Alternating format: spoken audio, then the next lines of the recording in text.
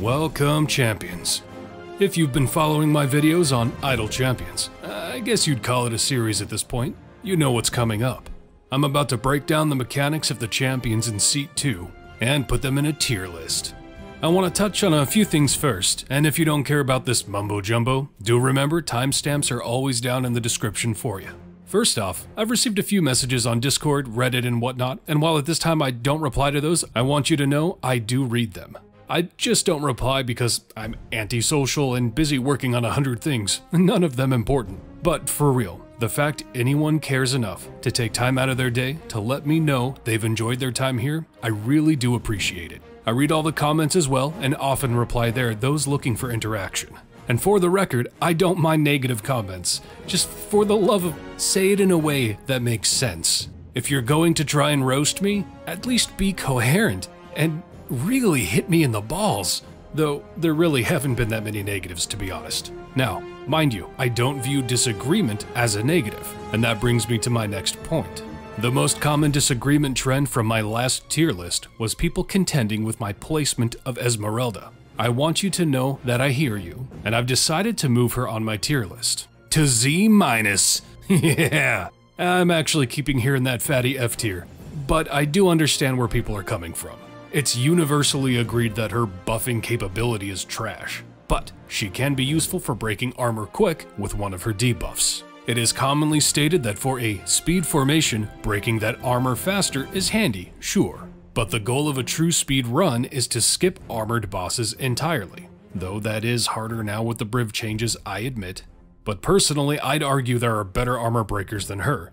And at the lower levels, which is really the only time you're going to get use out of that, you're already breaking armor very quickly. Now, what I will give her is the fact her armor breaking is simply a debuff, as other armor breakers usually have to use an ultimate attack. Realistically, should she be slightly higher above F tier? Probably. But for me, she's going to stay F, because I want her to be better. She can be better. She should be better. And again, she is one of, I think, 2 or 3 champions the game creators themselves have admitted needs a rework, or at least a looking at again. Even if I decided to be as objective as possible, I could only see her being in high D tier. But that's the thing about opinions, as they say, they're like buttholes. Everybody's got one, and that's where poop comes from. Anyway, one of those hardy disagreeers is someone I'm actually going to give a shout out. I see you, Trumler the Lazy Mage, who has made a tier list of every champion in the game, and at first glance seems to have been organized by the champion's date of release. I probably won't be using it for my seat breakdowns, but it's a rock solid tier list, and once I've finished all 12 seats, I will probably be going back and making an entire cohesive list for every champion in the game, based on my videos and any potential changes that have happened along the way. I'll post a link in the description below if anybody wants to check out that tier list. Oh, and one more note, though this hasn't really come up for any reason, I do want to say, my tier list takes the base kit and everything the champion offers to the group as is, not taking item level into play. So if you have someone of like 5,000 item level, yeah, they're gonna be better than someone who doesn't, you know, so just keep that in mind. Now with all of that out of the way, let's get to it. A common theme you'll see here in Seat 2 is a lot of healers. As what I am making my tradition, let's start with the core champion of Seat 2, Celeste, the lawful good cleric with the healing and support tags. She's about as straightforward as it gets, buffing champions adjacent to her with Crusader's Mantle, and healing those in front of her with Mass Cure Wounds. Her placement in your formation can feel a bit confining, almost forcing her into the second column of any formation, as her healing is only for those in front of her, and clearly you want that to be your tanks, though this can be remedied with her specialization choices, which is a choice between increasing that reach to 2 columns in front of her, or increasing her Crusader's Mantle buff by 100%. Honestly, at the end of the day, progression in this game is all about boosting your DPS as high as you can. Rarely will you require Celeste's healing over just buffing your DPS as hard as you can, other than variants that cause persistent damage, and even then, she only heals those in front of her, so you'll almost always take her Crusader's Mantle increase. And if you desperately need her healing, her ult will fully heal the group when used, and has a fairly low cooldown. She even has a code currently, which I'll show on screen now, that gives her a bunch of loot, some gold chests, and a golden epic for an equipment slot that increases all champion damage. If you're new or haven't used this code yet, which is technically for the Celeste starter pack, do so now, because who knows when it won't work anymore. Even if you forsake her healing and just slot her for raw damage, she's still only a mediocre buffer. I'd say she's a firm C. Overall easy to use, not a terrible core champion, but there are plenty of other options in this seat that outperform her. This time we're going to jump to the most recently released champion, whose event will still be active once this video goes up, hopefully, and rests her small rump in seat 2. Merilwen, the true neutral Wood Elf Druid, who is a support and strolls on in deciding to show other Goldfind champions what the hell is up. Her damage buff to the group, quote, a neutral party, does exactly what it sounds like, only buffing the damage of neutral champions. While that might sound restrictive, she's also a part of the Oxventurers Guild, with which she works best paired with, specifically in seat 8, Corazon.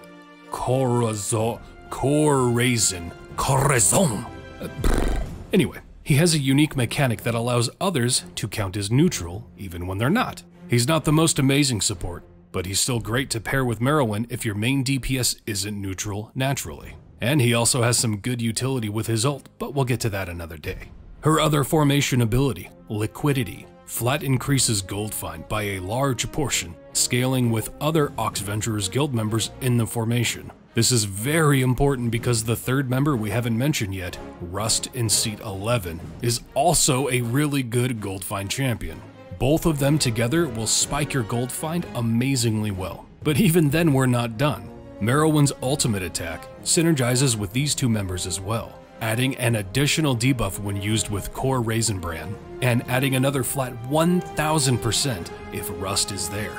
That's right, 2 different Goldfind bonuses. So if she pops her ult right before you do Azaka's ult for your gold farm, wham bam thank you ma'am. But honey, bunches of oats, we are not even done yet. Merilwen also has a Wisdom of 20, and if you remember from before, our boy Nrak scales the formation abilities of people with a Wisdom of 14 or higher, so there's even that. Merilwen also shapeshifts between her Wood Elf form and a kitty cat, based on how many enemies are on screen.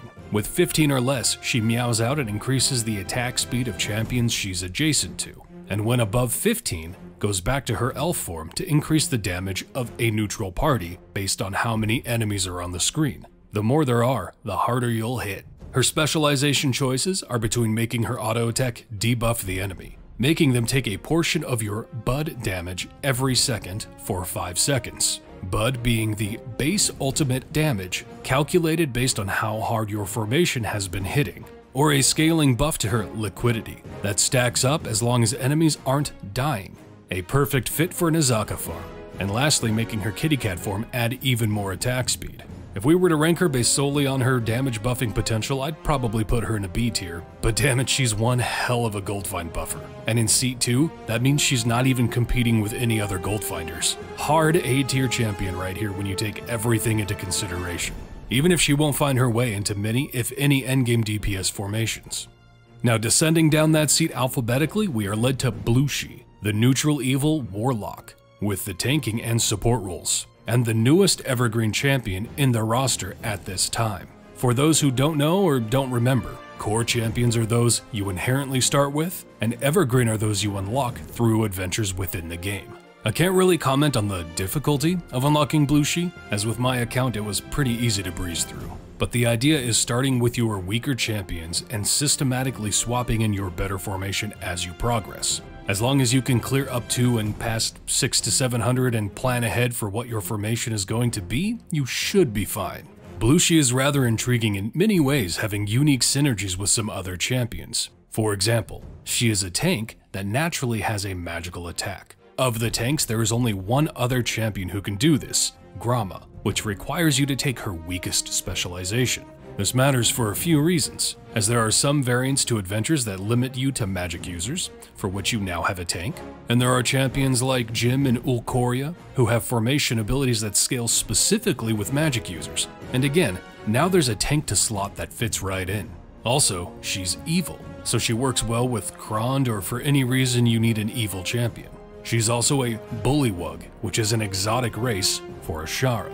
To understand another one of her unique synergies, let's first go over some of her kit. While she is a tank, she starts out very squishy, and dies fairly quickly. She then, however, is replaced with her spirit when her physical form is taken out, which also needs to be killed before she truly dies. And her spirit is much tankier, and once you defeat a boss enemy type while in spirit form, she rebirths as Blooshi's next of kin, becoming a physical form again. So with this spirit form in mind, let's briefly talk about a slot 4 champion, Desmond, who has a formation ability that increases the damage of champions adjacent to him that increases multiplicatively for every slot in the formation taken up by a dead champion. Being a spirit, even though she's technically still in your formation, she is considered dead for Desmond's formation ability. There is another champion, Spurt, in Seat 3 that has a similar mechanic to Blooshi, as in he becomes a spirit but is still in the formation and counts as dead. Pairing them together with Desmond allows him to get 2 stacks of this actively, and altogether serves as some really good damage buffing. Now, her buffing potential revolves entirely around her formation ability, Soul Gatherer, which scales up to a very large amount based on how many enemies you kill. This stat goes down by 20% each time you move to a new area. She applies this buff to all champions 2 columns behind her. One thing that really helps that number reach exceedingly great heights is her other ability, a life well lived, which for every boss killed while she is in her physical form, she gains a permanent, multiplicative bonus to Soul Gatherer's overall damage. So the idea here is to keep her in her physical form for as long as possible, as many boss kills as possible, before reaching your wall, perhaps even slotting her behind other tanks just in case until you get there. One negative to her is the interaction with bosses. So, like if you're skipping with Briv in free plays, since he got nerfed, you don't really get these interactions, as it does actually require the boss to be present. If you have a force skip Briv, you can go against the grain and still skip areas while guaranteeing you land on every single boss. If you want to use Blooshi to push through your wall, it might be very counterintuitive, but it's the best option if you plan to use her in that run. But since Briv was nerfed, and if you're actually pushing something that isn't a free play, you still have to take the bosses out now. So in a way, she's kind of better than she was. She has 2 separate specialization choices, which are honestly pretty easy to choose from. The first just depends on what damage type your DPS is to quickly gain more stacks for Soul Gatherer between melee, ranged, and magic. And her second choice is such a clear enough winner it really shouldn't even be a choice, to be perfectly honest, which is between taking 50% less damage or slightly buffing the amount of souls gathered. As a tank, clearly the damage negation is the winner, since you gain the souls anyway, it doesn't actually buff its potential. She's an excellent support and a decent tank, and she's also compatible with every single patron. A hard A+ in my opinion if you use her to her full potential. Since you need to interact with bosses, and it kind of really depends on how far you've already pushed, because the further your wall is, the less she's going to die, the harder you can farm. So not quite S tier. Next up is Donaar, the chaotic good Dragonborn Paladin, who is a healer and support. His auto attacks serve as a random debuff between a stun, a knockback that makes the targets he hits take more damage for 10 seconds, and a sticky debuff that makes enemies drop more gold. His specialization choices are between making these debuffs a little more potent, or allowing him to hit multiple enemies with them. He also increases the damage of everyone in his column, with lead by example, as well as everyone behind him, while healing the most damaged champion. As far as his healing goes, it's pretty poor, as his heal Aura of Vitality is a heal over time that is lower than most healers that just flat out heal for a higher number, which could be countered if his heal over time stacked, which it doesn't. Each application only refreshes the duration. He's the perfect example of a mid B tier, a decent buff plus a minor debuff with some heals to throw out there, but not quite reaching great heights because that debuff doesn't have any gear to scale it, his healing isn't the best, but he also serves as a good gold boost for any formation you have, since you can swap him in to debuff the enemies, then swap him out and use whoever you want. Next in line is Korth, the neutral evil lizard folk samurai, who acts as a support and healer. I've always enjoyed the design and kit of his character. His main source of support is with his formation ability Calculated, where every time he attacks, he marks an enemy. And for each champion in your formation that lands an attack on marked enemies, adds a stack to this buff separately. With his formation ability Fighting Spirit, He also gives a temporary health shield to anyone who attacks a marked enemy, with an internal cooldown of 15 seconds. His placement in the formation is very adaptable depending entirely on which specialization you choose, between two simple options. His first is the more potent of the two, making him also buff allies he's adjacent to, with a separate 100% damage buff when they attack a marked enemy. His second is a decent utility to those not adjacent to him, making them attack faster after hitting a marked enemy, with an increased chance to trigger his Rapid Strike, which grants champions a chance to immediately attack again when they land a killing blow on a marked enemy. I'd give him a low B tier, underneath Donaar. Their kits are honestly very comparable. Both healers with a flat buff on top of a 100% buff/debuff, and both take the healer roles. The kicker here is that Donaar is also useful for gold find, a very important mechanic in this game. And now we're on to Krydle? Oh, my dear boy Krydle. As you can see so far, Seat 2 has had some pretty decent champions, and this is where that quickly takes a stop before revving back up. Krydle, there's no other really way to put it, he kinda sucks. His kit is a bit awkward, and so is his positioning requirements. First of all, he increases the damage of champions in the back two columns for a smaller amount with From the Shadows, but is quadrupled for those within his affiliation, the heroes of Baldur's Gate. Now, Krydle himself can serve as a damage or support, but his base damage is very low, so it's likely he's never going to stack up against other damage dealers. So what do we have to work with as damage dealers from that affiliation to make use of this? Minsk in Seat 7? Nah. Delina in Seat 8? No. Jaheira in Seat 4? Well, she's not a top-tier damage dealer, but she's got some love lately, and she's at least a passable DPS. Oh wait, Krydle has another formation ability?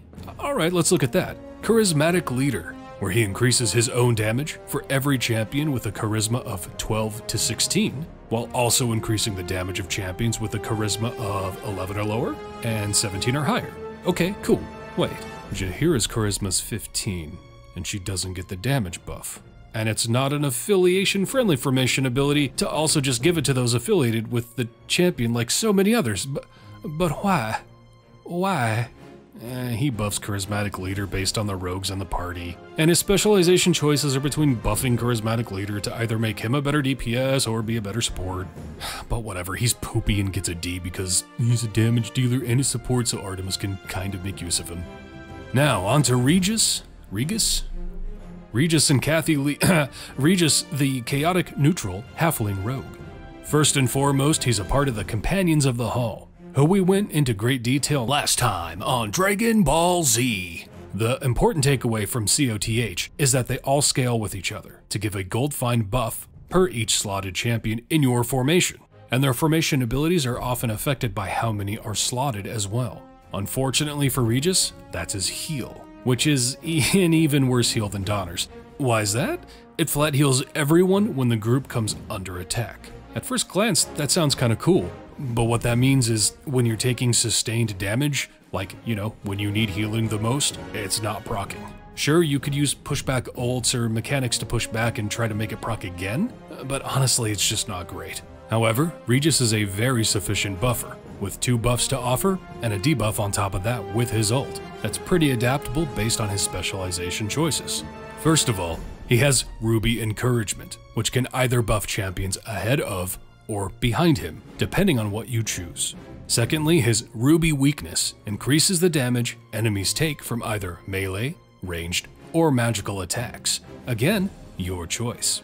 And thirdly, his Ruby Brilliance, his ultimate attack, which damages and slows all enemies on screen for 15 seconds, causing them to also take 200% more damage while slowed. My guy likes his rubies. His numbers are pretty decent when it comes to his buffs, and if you really need him to add to your Companions of the Hall pool, he's pretty solid all around. Another B-tier champion who almost dips his toes in A-tier with that ult debuff in my opinion. It's not often you find a triple buffer that actually works. Oh, speaking of triple buffers that's A-tier, next up is Talin, the chaotic good tiefling rogue. His buffs are only firing on all cylinders when he's buffing a good or bad champion, never a neutral. So if you're an Ashara main or otherwise using a neutral DPS, he's gonna be a no-go for you. so maybe that should drop him down a tier. But I'm biased because I use Zorbu for now. Also, what keeps him in A tier is that one of his abilities is a debuff. That's amazing for a click debuff formation. Let's break him down. Scatter Tax. My boy throws out caltrops every time he attacks, which serves as our debuff. While enemies are in the tax, they take flat more damage from everything and are slowed. His next formation ability is Spot Weakness, a flat damage increase to everyone that scales with how many enemies have been killed in the area, but less potent the farther away he is from champions. So keep him adjacent to your DPS for maximum effect. His third is Antagonist, which decreases the damage of evil champions, but increases the damage of good champions for every evil champion in your formation. You might be thinking, but you said he can buff evil dudes too. That's where his specializations come in. The first, increasing the stack cap and damage of Spot Weakness. The second, increasing the radius and effect of Scatter Tax. And lastly, reversing the roles of Antagonist, decreasing the damage of good guys to buff the bad guys. Like I said, I think he's A tier, but I honestly can see an argument making him lower, but I'm not gonna. Lastly, we have Widdle, the chaotic neutral gnome wizard, a support and our only speed champion in this slot. She's basically if Celeste and Korth had a baby mechanically. Wait, ew. Anyway, her first formation ability, Vampiric Gaze, increases the damage of those adjacent to her. Her next ability, Hurry Up Now, gives those affected by her Vampiric Gaze a 25% chance to just attack right away after an attack. Where she differs is she's also a speedster, increasing the enemy spawn speed by a percent based on how many champions are affected by Vampiric Gaze. Also, she gets only as slow as the fastest link, which takes note of the champion with the fastest attack speed who is affected by Vampiric Gaze and just flat sets that as the attack speed for all of the other champions affected by it. So the idea here isn't to just have her adjacent to your DPS, but as many other champions as possible. And if you can, the fastest auto attacker in your formation. She also works really well with champions that apply a debuff with their auto attack, since she increases the attack speed by so much. Her specialization is a flat buff to her Vampiric Bite, no matter what. The choice comes down to who is getting that buff, and it's broken down by ability scores. The first is those with a strength or dexterity of 12 or higher, the second, intelligence or constitution of 12 or higher, and third, a wisdom or charisma of 12 or higher. At the end of the day, I think the second, int and con, is usually going to be your best bet. If you pick that one, there are only 2 champions in the entire game at the moment that won't gain the benefit. That would be Desmond in slot 4 and Freely in slot 7. Widdle is kinda hard for me to slot in a tier, honestly. She's a good buffer, but not amazing. Her utility's pretty good. She also has the healing tag I didn't mention because it's garbage and tied to her ult, where she bites the target and heals those under Vampiric Gaze based on her max health. Nowhere near the healing capability of Celeste's, seeing as Widdle's max health will never be nearly as high as your tank's, and for that to even heal the tanks, she would need to be adjacent to the tanks. But for me, overall, her kit bounces between high B to low A, since she's a better buffer than Celeste, and more stable attack speed than Korth, but also increases your progression speed. You know what, let's put her in low A tier. I just honestly even like her overall design. Yes, I am completely objective. And there you have it, Seat 2's tier list. If you made it to the end, consider using your ultimate attack on the sub, like, and bell. If this is your first video of mine you've seen, think about checking out some of the others. I have a Seat 1 tier list and an overall overview of the game, among others. Expect a Seat 3 tier list soon, and I'll hopefully see you then. Have a hell of a time out there, champions. Yeah!